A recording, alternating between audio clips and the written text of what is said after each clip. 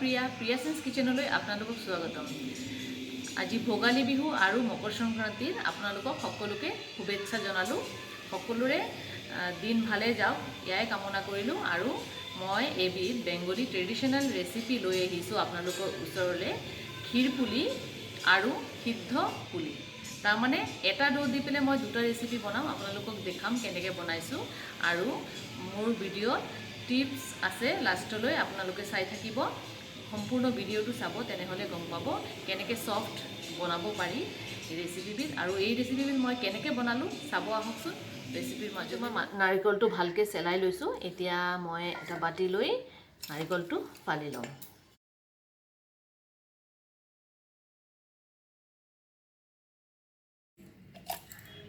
এয়া ধুনীয়াকৈ হৈ গৈছে। এতিয়া আমি নাৰিকল ৰুকি ল'ম।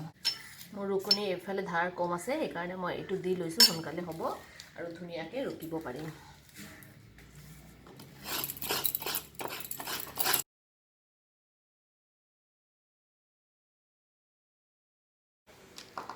হৈ গৈছে আমাৰ নাৰিকল ৰুকা। এতিয়া ইয়াতে খেজুৰ গুড় মিক্স কৰি দিম।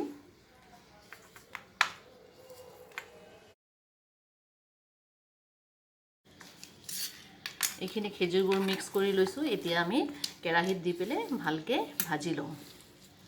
প্ৰথমতে মই বজাৰৰ পৰা কিনি অনা ৰাইচ গুড়ি পেকেট ল'লোঁ, তাৰে 1 কাপ দিলোঁ আৰু আধা কাপ, মানে 1.5 কাপ ল'লোঁ মই। এতিয়া এই কাপেৰেই মেজাৰিং কৰি পেলাই মই পানী ল'ম। 1.5 কাপ চাউলৰ গুড়ি দিছিলোঁ, এতিয়া মই 2 কাপ আৰু আধা কাপ, 2.5 কাপ।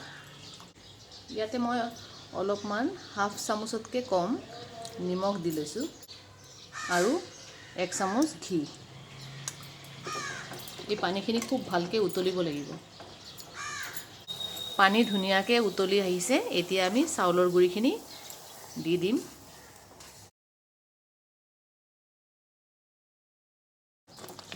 আৰু খুব ধুনীয়াকৈ মিলাব লাগিব। এতিয়া পানী আৰু চাউলৰ গুড়ি শুকাই আহিছে। এতিয়া অলপ ঠাণ্ডা হ'বলৈ আমি এইটো 3 মিনিটমান ঢাকি ৰাখি দিম।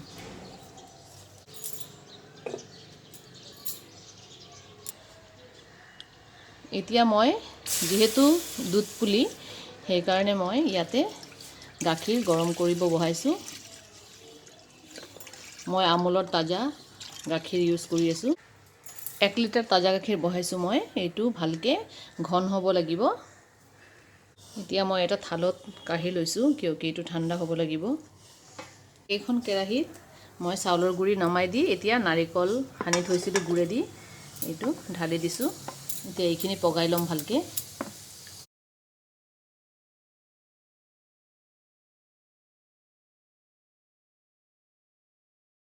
আমাৰ ডোখিনি হাতেৰে চুব পৰা হৈ গৈছে।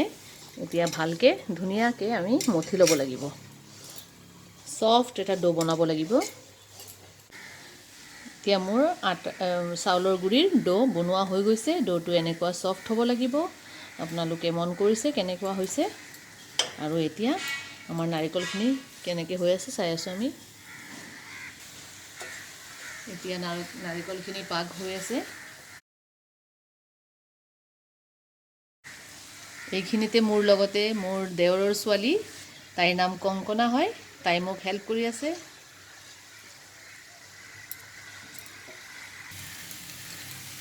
এতিয়া আমি চাউলৰ গুড়িৰ পৰা সৰু সৰুকৈ বল কেইটামান বনাই ৰেডি কৰি আছোঁ এনেকুৱাকৈ। এতিয়া নাৰিকলৰ পাক আমাৰ ৰেডি হৈ গৈছে। এখন বাতিত, ষ্টীলৰ এখন বাতিত আমি ইয়াতে কাঢ়ি লৈ এতিয়া পিঠাকেইটা বনাই দেখুৱাম আপোনালোকক।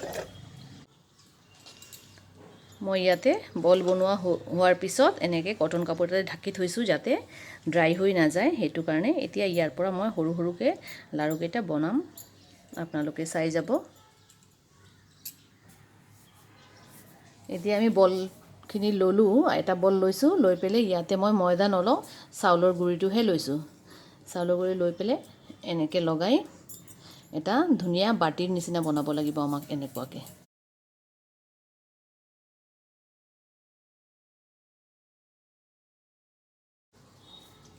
যিহেতু গাখীৰ পুলি বা আমাৰ দুধ পুলি বুলি কয়, ক্ষীৰ পুলিও কয় কিছুমানে, সেইকাৰণে আমাৰ পুলিটো সৰু সৰু হ'ব। এনেকুৱা বাটি বনাই ল'ব লাগিব। তাৰপিছত ইয়াৰ পৰা নাৰিকল ল'ম। ইয়াতে নাৰিকলত মই ইলাচি সেইকাৰণে দিয়া নাই, খেজুৰ গুড়ৰ এটা ধুনীয়া স্মেল আছে সেইকাৰণে।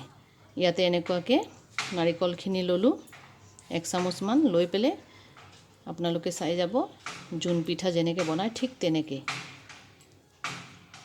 আৰু এই মুখটো খুব ধুনীয়াকৈ টাইট কৰি বান্ধ খাব লাগিব, যাতে এই গাখীৰত বইল দিয়াৰ পিছত ফাটি নাযায়।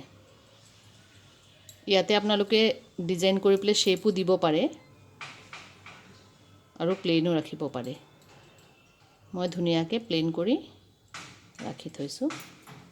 এইটো চাব, এটা মোৰ পিঠা হৈ গ'ল। এতিয়া আৰু এখন পিঠা মই বনাই দেখাই আছোঁ আপোনালোকক। এনেকৈ লাহে লাহেকৈ টিপি দিব, বেছি জোৰ নলগাব, জোৰ দিলে ফাটি যাব পাৰে।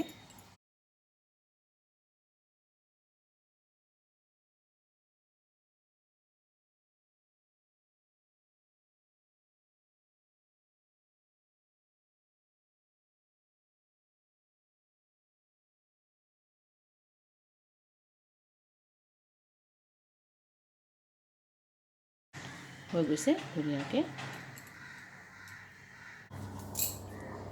ফ্ৰেণ্ডছ, মোক বহুত কেইগৰাকী ফ্ৰেণ্ডে কৈছিলে যে আপোনালোকে এনেকৈ ডিজাইনটো কেনেকৈ কৰে দেখুৱাব। তাৰ বাবে মই ডিজাইনটো কেনেকৈ কৰোঁ দেখুৱাইছোঁ, চাব। এনেকৈ টিপি দিলোঁ আৰু ফ'ল্ড কৰি দিলোঁ। টিপি এনেকৈ ফ'ল্ড কৰি দিলে খুব ধুনীয়া এটা ডিজাইন হৈ আহে। ধৰিব পাৰিছেনে আপোনালোকে? মোক কমেণ্ট বক্সত জনাবচোন। এনেকুৱা ডিজাইন হৈ গৈছে। এতিয়া আমাৰ গাখীৰ ভালকৈ উতলিব ধৰিছে আৰু ঘন হৈ আহিছে, দেখিছেনে আপোনালোকে? সৰ পৰিছে।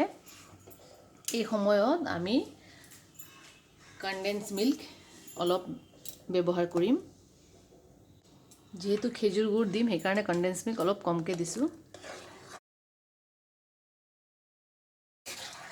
আৰু আমাৰ গাখীৰ যিহেতু ঘন হৈ আহিছে, পিঠা দিয়াৰ পিছত আমি অকল 10 মিনিটমানহে কেৱল বইল কৰিম। পিঠাখিনি এইখিনি মোৰ কমপ্লিট হৈ গৈছে। এতিয়া মই দি আছোঁ।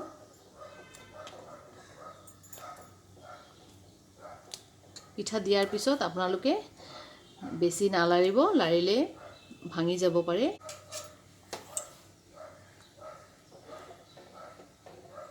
এতিয়া খুব ধুনীয়াকৈ উতলিব দিব লাগিব। পিঠাখিনি উতলি আছে। এতিয়া খুব লাহেকৈ তলৰ পৰা অলপ হেতাডাল সোমাই পেলাই অলপ লৰাই দিছোঁ। বেছি লাৰালাৰি কৰি থাকিলে ভাঙিব পাৰে। ইয়াতে মই 4টা এলাচি গুড়ি কৰি লৈছোঁ, পাউডাৰ দি দিছোঁ।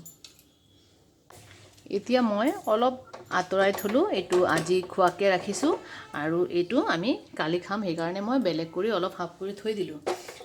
কিয় কি গুড় দিলে নেক্সট গৰম কৰিলে ফাটি যাব, সেইকাৰণে মই অকণমান খেজুৰ গুড় দি দিছোঁ আৰু গেছটো অফ কৰি লৈছোঁ। গেছটো অফ কৰিলে গুড় দিলে নাফাটে। এতিয়া ধুনীয়া এটা কালাৰ আহি যাব। খেজুৰ গুড় দিলে খুব ধুনীয়া এটা কালাৰ আহে। আৰু মিঠাৰ কাৰণে আপোনালোকে পূৰা গুড় ইউজ কৰিব পাৰে। মই অলপ কনডেন্স মিল্ক ইউজ কৰিছোঁ, আপোনালোকে দেখিছেই। এতিয়া আমাৰ ক্ষীৰ পুলি ৰেডি হৈ গৈছে, খাব পৰা হৈ গৈছে। খুব ধুনীয়া টেষ্টি এবিধ বেংগলী ৰেচিপি। দুধ পুলি বা ক্ষীৰ পুলি বুলি কোৱা হয় ইয়াকে। এতিয়া মই আপোনালোকক পৰিৱেশন কৰি দেখুৱাম। ফ্ৰেণ্ডছ, এতিয়া মই ধুনীয়াকৈ পিঠা ছাৰ্ভ কৰি আছোঁ।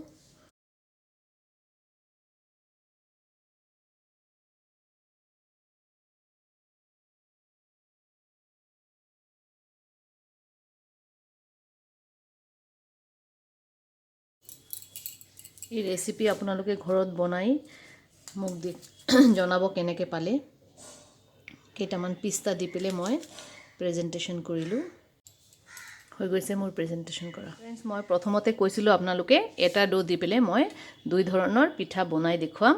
এটা হৈ গ'ল গাখীৰ পুলি। এতিয়া এইটো আমি ষ্টিম কৰি ভাপত দিয়া পিঠা, যিটো আমাৰ মানে সিদ্ধ পুলি বুলি কোৱা হয়, সেইটো বনাই দেখুৱাম আপোনালোকক। এইটো আপোনালোকে ম'ম' বনোৱা ষ্টেণ্ডত বনাব পাৰে, ইডলি বনোৱা ষ্টেণ্ডত বনাব পাৰে। মই আপোনালোকক বনাই দেখুৱাম কেনেকৈ বনাইছোঁ। মই ইডলি ষ্টেণ্ডত দি পেলাই কুকাৰত বনাম। আপোনালোকে এইটো এটা চচপেনত পানী দি পেলাই উতলিব দিব। তাৰপাছত আপুনি তাৰ মুখত খৰাহীখন থৈ দিব। থৈ পেলাই ধুনীয়াকৈ এনেকৈ বহাই লৈ তাৰপিছত আপোনালোকে ভাপত দিয়া পিঠা বনাব পাৰে। মই এইটো ইজি প্ৰচেছ কাৰণে মোৰ বেছি বনোৱা নাই, আপোনালোকক দেখুৱাবৰ কাৰণে কেইটামান মাত্ৰ বনাইছোঁ। এইটো মই কুকাৰত দি পেলাই বনাই ল'ম। ফ্ৰেণ্ডছ, এতিয়া মই কুকাৰ এটা পাতি দিছোঁ আৰু তাতে মই 2 কাপমান পানী গৰম বহাইছোঁ। মই যে কৈছিলোঁ আপোনালোকক খৰাহী বহাই কৰিব পাৰে, আপোনালোকে এনেকৈ খৰাহী বহাই গৰম হ'লে ইয়াতে পিঠাখিনি দি ল'ব পাৰে আৰু ধুনীয়াকৈ 10 মিনিটমান ঢাকি দি পেলাই 10 মিনিটমান পিঠা বনাই ল'ব পাৰে। মোৰ তাত এইটো ইজি ৰেচিপি যেন লাগিছে, সেইকাৰণে মই ইডলি ষ্টেণ্ডডালত এনেকৈ দি দিছোঁ। আৰু ইয়াক মই এটা হুইচেলো দিব পাৰোঁ আৰু 10 মিনিটছ বা 20 মিনিটছ বইলো কৰিব পাৰে, ভাপত সিজাই ল'ব পাৰে। মই ইয়াতে এটা হুইচেল দি লৈছোঁ। যেনেকৈ ইডলি বনাই চেম তেনেকৈ প্ৰচেছত হৈ যাব মোৰ এইটো পিঠাবিধ। মই তাৰপিছত হুইচেল মাৰিলে আপোনালোকক দেখুৱাম কেনেকৈ পিঠাবিধ হৈছে। ফ্ৰেণ্ডছ, মই খুব ধুনীয়াকৈ এটা এটাকৈ সিদ্ধ পিঠা, সিদ্ধ পুলি বুলি কয়, সিদ্ধ পুলি ৰেডি কৰি লৈছোঁ। খাবলৈ খুব টেষ্টি হয় আৰু একদম ইজি বনাবলৈ। গৰম গৰম খাব লাগে, তেনেহ'লে খোৱাৰ টেষ্টটো পোৱা যায়। আৰু ঠাণ্ডা হ'লে অলপ টান হ'ব পাৰে। এই পিঠা সাধাৰণতে গৰমে খায়। আপোনালোকে বনাই ঘৰত খাব আৰু এনজয় কৰি মোক জনাব কেনেকৈ লাগিলে।